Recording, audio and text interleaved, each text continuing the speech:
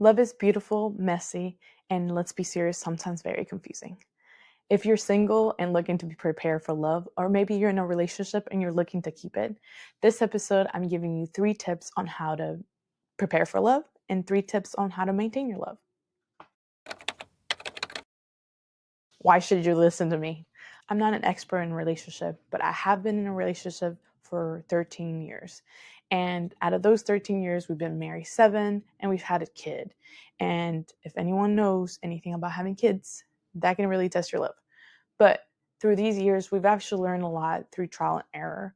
And these would probably be my top 3 tips for either preparing for love, which I wish I would have known before, and 3 tips that have helped us make it this far.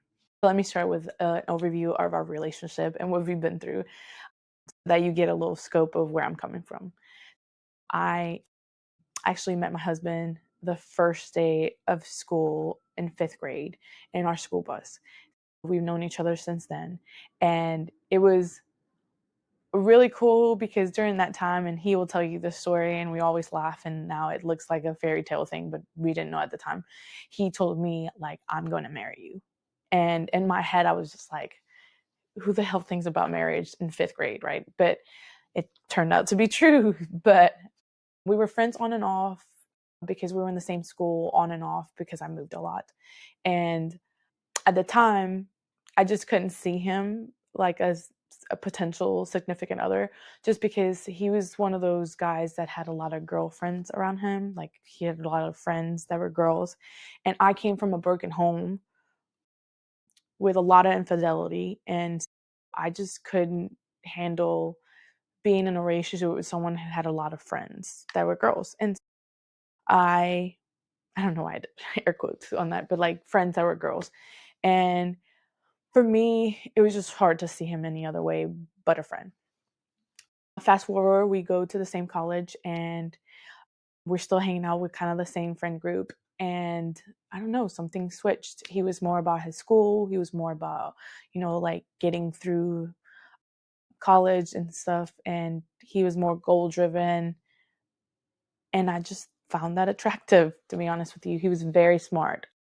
We're totally opposite. Like, he's more like a math science brain and I'm more like an artsy person. And like, it was just this thing that was just like opposites attracted. I was loud, all over the place. I was a mess, to be honest. I was a wreck in college. And he was just like structured, had a schedule, had everything written down. Like, everything was just like completely opposite. But that was so attractive to me because I'd never had something stable in my life. And then I graduated a year before him and moved to Austin. And he finished his last year of college, which was like a really busy year for him. It kind of helped that we were apart, but we did long distance, which was a big lesson. And then I moved back to our hometown and we got married and bought a house in the same month, which was a little bit of a hectic craziness. From the moment he proposed to the moment we were married with a house, it was 3 months. And no, we're not pregnant. We were not like rushing it. It was just like we had been together for 7 years at this point. And I just knew I didn't want to be apart. And I was like, what's the point of waiting? I had never been a girl who dreamed about this dream wedding or anything like that. I was not interested in the wedding part of it. I just knew that after everything I'd seen in my home, for me to believe in marriage and to want to share my life with someone after I was just not about marriage before that, I just had to take the jump right away because this was just different. And we did. We got married, we got a house, and 2 years later, we found out we were pregnant. And it was a whirlwind because during that period of time, he was potentially being moved by his company to another state. And we took the jump and we moved while I was 7 months pregnant to a new city. We didn't have much family or support there, especially when we were just having a baby. And it was our probably most difficult 2 years of our entire relationship. We had a newborn. He was traveling for work. We weren't sleeping. and it was just a lot. Once we finally found someone to like help us on like date nights and stuff like that, and like started helping us during the week, it made it easier because we were both working and raising a child and in a new city and no friends and not a lot of family, and it was just a lot. That was probably the year we learned a lot of lessons as a couple, and anyone who has a kid can tell you that having kids will really test your love and will really test how stable you are together, and will bring a new layer out of you. Just being a parent in general will bring a new layer of love and a new layer of like understanding each other. Plus you become different people, so you have to like learn how to love that new version of your partner. Those were our biggest growth years so far.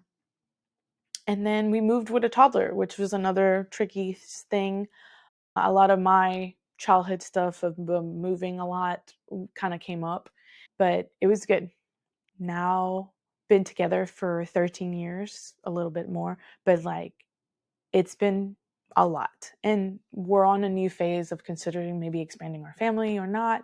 And we've learned a lot through these years and through these experiences. Long distance, baby, moving, no support, no family. There's just been a lot. And so I really wanted to share this on Valentine's Day. It's the day for love. And I do think that a lot of people that I see around now are struggling because there's not really clarity on what love is now, and like on like how to find it or how to prepare for it. Here are my 3 tips to be ready to receive love or be in a relationship. Number 1 is know who you are and what you want.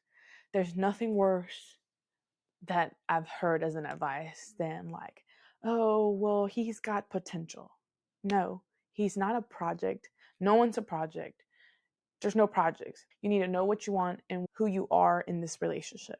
Because if you don't know what you want and who you are, there's no way you can expect someone outside of you to know how to love you and what you need in this relationship. Another reason why this is like very important is because once you know who you are, you know what things work with you and what things don't work with you, or like what things are non-negotiables if you know what you want and what you don't want.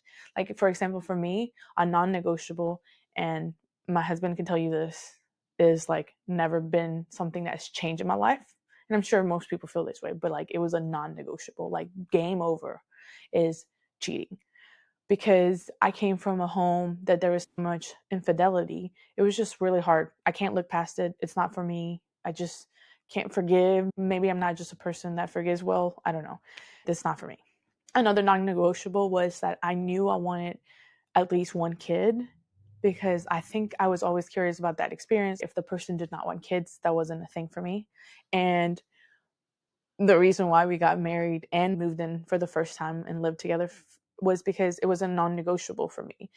I just didn't want to live with someone and have like all the role playing of like a marriage and a relationship without the commitment. We were on the same page on those like non-negotiables, and it worked out so far. But you have to know who you are and what you want in life. Tip number 2 for me would be heal your wounds. We all have baggage, and it's not that you're going to go into a relationship with no baggage and everything worked out and perfect.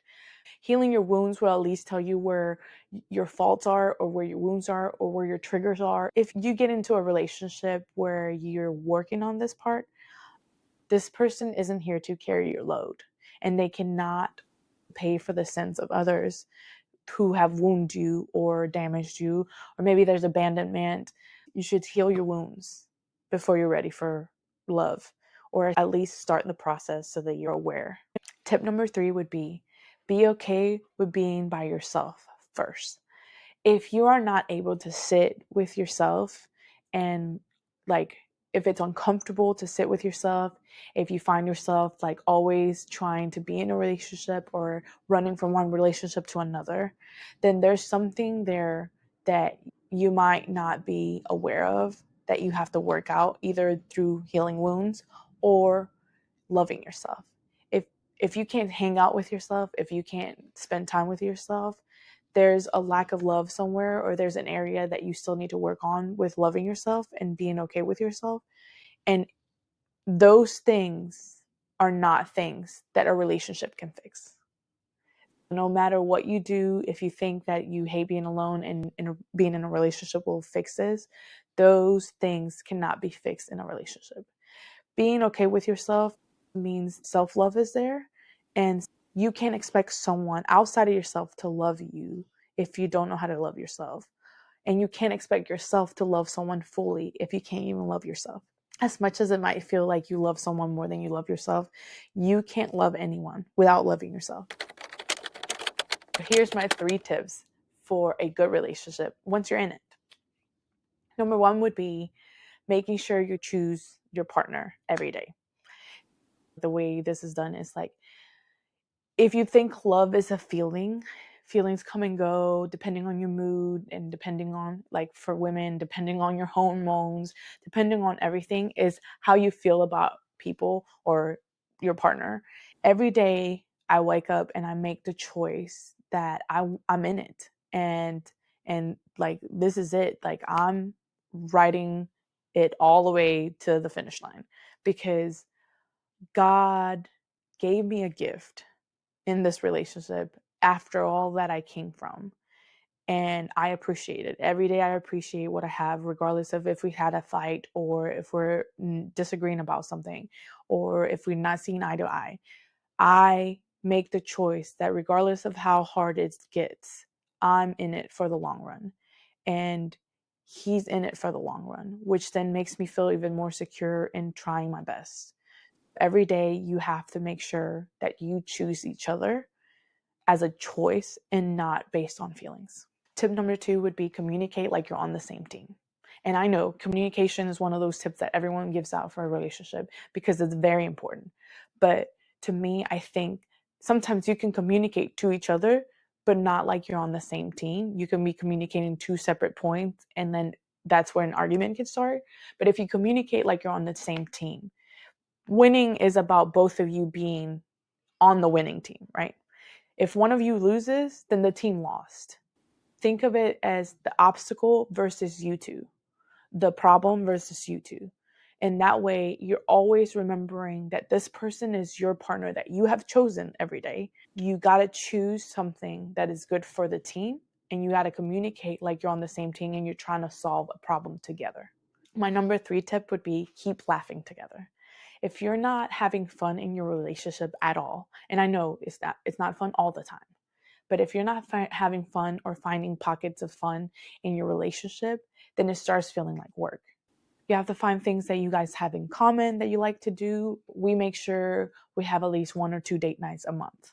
And these used to be weekly, but with a child and work and everything and his travel, sometimes that can get like hard to do. We make sure there's a solid 2 date nights a month. And that makes sure that we're carving out time for each other and for us to like do something for fun or something that we love. We have like things in common. Like there's certain shows that we watch together that we're not allowed to watch without each other, so that we have that bonding time. We have like where we have certain friends that we like to hang out with together. Oh, we're going to so and so's house and having fun together with friends. Finding whatever you like to do together. My husband is really into F1 and like catamarans and boats and all this stuff. And like sometimes it's not just about what you can have fun together with. Sometimes it's just finding interest in what your partner is really interested in. And sometimes you can find yourself actually interested in the same things, but you wouldn't know if you don't try it. So I've watched some F1 races and I like that, but I actually gotten really into boats and like the people that live and travel the world in a boat with families or like by themselves. We've talked about this. And so I showed interest in something that he loved, and it actually turned into something that I love. And now we share certain things we watch on that, or we watch boat tours that, I mean, they're $1 million boats that we can't get just yet. But I mean, we can dream together. I think we found certain things that we love, not only as a couple that we both love, but things that he loves that I might love too. And I just tried it out, and it's helped our relationship a lot. So in closing, I just want to let you know that love isn't about finding the one and then riding into the sunset for your happily ever after. Love is about finding the right person to grow with and choosing each other every day, even on your worst days. I love to hear what your one tip would be for love or anyone on the comments or DM me. And if you love this episode or know someone that would love this episode, make sure to share and subscribe. Hey there, thank you so much for watching. If this episode spoke to you, or maybe you know someone that might benefit from watching this, share it or like and subscribe. If not, we also popped in some other episodes we thought you might like. Thanks for tuning in.